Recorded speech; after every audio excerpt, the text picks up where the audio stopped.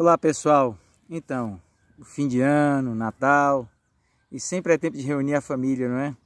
As reuniões de família. Como foram as suas reuniões de família nesse final de ano? Não importa o que digam, a família é família. O que eu quero dizer é que a família é diferente. A família nos afeta, do verbo afetar, do substantivo afeições, ou seja, uma reunião de família desperta em nós os sentimentos mais profundos, os mais íntimos, sejam eles bons ou ruins. Essa é a contradição da família, o paradoxo conflitante que a torna tão única, pois quando se trata de família, ela nos faz bem e mal ao mesmo tempo. É na família onde se expressa a contradição do amor, pois é onde vivenciamos a afeição e raiva ao mesmo tempo. É onde se manifesta aquela velha expressão de amor e ódio. Sim, não há como negar que é na família onde somos feridos e machucados, mas também é na família onde somos cuidados, acariciados, consolados. Não existe nada mais poderoso neste mundo para a nossa formação do que a relação entre marido e mulher, pai e mãe, para com o filho, de irmão para irmão. É no nosso berço, é ali onde somos formados, com carícias, abraços, favores, cuidados, beijos, elogios, incentivos, ensinamentos, lições, doces palavras, mas também onde nós mais nos machucamos, às vezes com as palavras malditas, tapas, humilhações, críticas, ironias, negligência, aquela discussão que nunca mais esquecemos, aquele soco, aquela ferida que guardamos para o resto da nossa vida, aquele olhar de raiva, de desprezo, aquele trauma que não conseguimos superar. Ah, como a família nos afeta. E então vem o Natal, chega o fim de mais um ano e nós nos reencontramos. Alguns não querem se reencontrar de forma alguma. Alguns preferem se afastar, fugir dessas reuniões, daquilo que mais lhes feria, das lembranças. Alguns simplesmente não conseguem deixar o passado para trás. Mas eu lhe digo, é preciso deixar o passado para trás. Caso contrário, você nunca será feliz no presente ou no futuro. Pois tudo que você viveu em família, querendo ou não, te afeta ainda hoje, em tudo que você é e em tudo que você faz. Mas como deixar o passado para trás? Ah, meus queridos, nada como uma boa reunião em família para poder botar tudo em pratos limpos, lavar aquela roupa suja. Percebeu? Todas essas expressões são expressões bem familiares, bem domésticas, não é verdade? Pois é. Então muita gente foge, evita participar desse tipo de reunião, desse tipo de experiência. Mas é preciso, sim, para deixar o passado, é preciso primeiro desenterrá-lo, tratá-lo, curá-lo, para depois podermos deixá-lo ir embora. Como se solta um passarinho que estava preso numa gaiola e o deixamos voar livremente. É assim que a Bíblia nos ensina. Sim, a Bíblia, a palavra de Deus, está cheia de sessões de terapia gratuitas para poder tratar da nossa alma. E é à luz da Bíblia que eu reflito sobre o que aconteceu comigo nessas férias, nesse fim de ano, neste último Natal, neste ano novo que se iniciou, que eu passei em família. Creio que tive pelo menos umas 4 daquelas boas reuniões de família, verdadeiras sessões de terapia gratuitas. E então, eu estava lendo Gênesis e vi que desde que o mundo é mundo, essas tais reuniões de família bem acaloradas existem. Está tudo lá, nas histórias das famílias dos patriarcas, das famílias de Abraão, de Isaac, de Jacó. Gente como a gente, de carne e osso, defeituosos, imperfeitos, mas sendo trabalhados por Deus. Porém, dentre elas, sem dúvida nenhuma, a que mais me afeta é a história da família de Jacó. Mais especificamente de seu filho José e sua relação com seus irmãos. Ah, meus amigos, eu duvido que alguém possa ler com atenção a história de José e não ser afetado. Está tudo lá. Se parece conosco, parece que é a minha história, é a nossa história. Uma história de traições, de ofensas, de abandono, traumas e reencontro com o passado. Sim, eu repito, para deixar o passado para trás, é preciso revisitá-lo. E é isso que nós assistimos na história de José. mais especificamente a partir do capítulo 42 de Gênesis, quando ele reencontra os seus irmãos.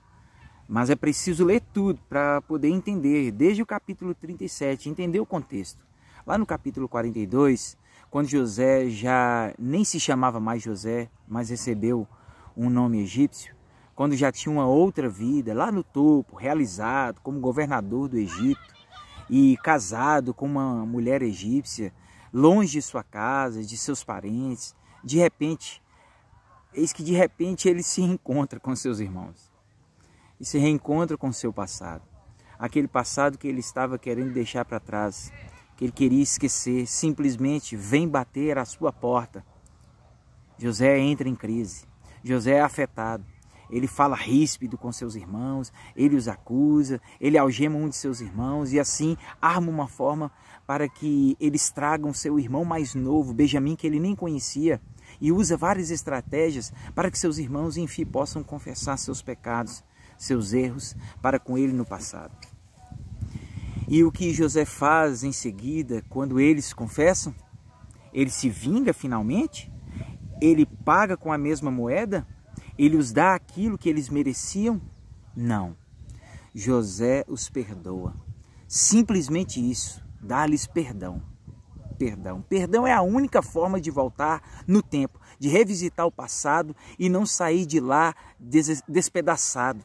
O perdão é a cura da alma, tanto para aquele que feriu, mas principalmente para aquele que foi ferido. Sim, precisamos revisitar o passado para poder perdoar aqueles que nos ofendeu. Mas como isso é possível? Talvez você esteja se perguntando aí, pensando, eu não consigo perdoar, eu não consigo esquecer. Sim, eu sei que é difícil. Não só é difícil, mas é um milagre, o maior de todos os milagres. Por isso, em último lugar, eu quero identificar uma atitude de José que pode te ajudar a perdoar, que ajudou ele a perdoar e pode ajudar você a reencontrar-se com seu passado e a seguir, deixá-lo para trás. José teve que perdoar, mas ele só conseguiu fazer isso, eu creio que depois que ele reconheceu a soberania de Deus em todas as coisas, em todos os fatos. Ele entendeu que tudo que aconteceu em sua vida, inclusive a traição e a ofensa de seus irmãos, estavam no plano de Deus, que foi a vontade soberana de Deus para moldar o seu caráter, para formar o homem no qual ele se tornou, como fogo que depura o ouro. Ou seja, isso significa dizer que as feridas abertas em nós, pelos nossos familiares ou por quem quer que seja, foram feitas pela permissão de Deus, de acordo com sua boa, perfeita e agradável vontade. O que para nós é contraditório, é difícil aceitar. Mas como está escrito em Romanos 8:28, Deus age em todas as coisas para o bem daqueles que o amam, daqueles que estão dentro do seu plano, para o bem, para o nosso bem. É difícil aceitar isso, mas essa é a palavra de Deus, é o método de Deus. Foi assim na vida de José e de tantos outros como Jó, Moisés, Davi. É duro dizer isso, mas a escola de Deus é o sofrimento. É exatamente isso que José percebeu.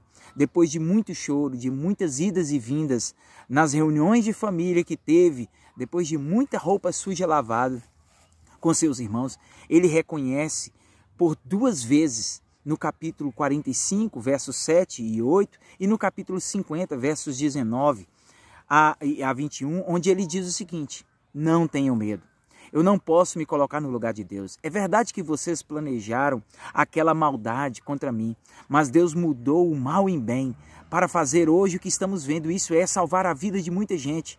Não tenham medo, eu cuidarei de vocês e dos seus filhos. Assim ele os acalmou com palavras carinhosas que tocaram o coração deles. Com a atitude de José, toda a sua família, seus parentes, mais de 70 pessoas no total foram salvas da fome no Egito. Você consegue ver o milagre aqui? Mais do que isso, você pode, enfim, superar o passado, curar suas feridas, viver em família novamente. Foi o que aconteceu com José. Família é projeto de Deus, mesmo tão imperfeita, ela consegue refletir a perfeição do Deus Criador. Foi o próprio Deus quem disse em Gênesis, lá no início, quando criou Adão: não é bom que o homem esteja só. Assim Deus criou a família, para refletir sua imagem, sua graça, seu poder e seu perdão. Fazemos parte de algo maior. É na família que temos o senso de pertencimento. Não é à toa que a Bíblia chama a Igreja de Cristo de a família de Deus. Por isso, eu digo a você, eu já estou com saudade da última reunião em família, com meus filhos, dos meus pais, dos meus irmãos, primos, sobrinhos, tios, minha avó. Que tempo de cura eu tive com vocês, meus queridos. Ah, como foi bom. Eu peço que vocês me perdoem mais uma vez as feridas que eu lhes causei no passado, seja há muito tempo atrás, como no caso dos meus irmãos, meu pai, minha mãe, ou há poucos dias ou meses com os meus filhos. Que a graça de Deus enche os nossos corações, que consigamos nos perdoar e seguir em frente rumo à terra prometida, que é o céu. Toda a família reunida, juntos, como José desejou, e é como eu desejo. Que Deus te abençoe, que Ele dê a mesma oportunidade que eu estou tendo de tratar todas as feridas do passado em minha família. Um forte abraço do pastor Ramsés. Deus te abençoe.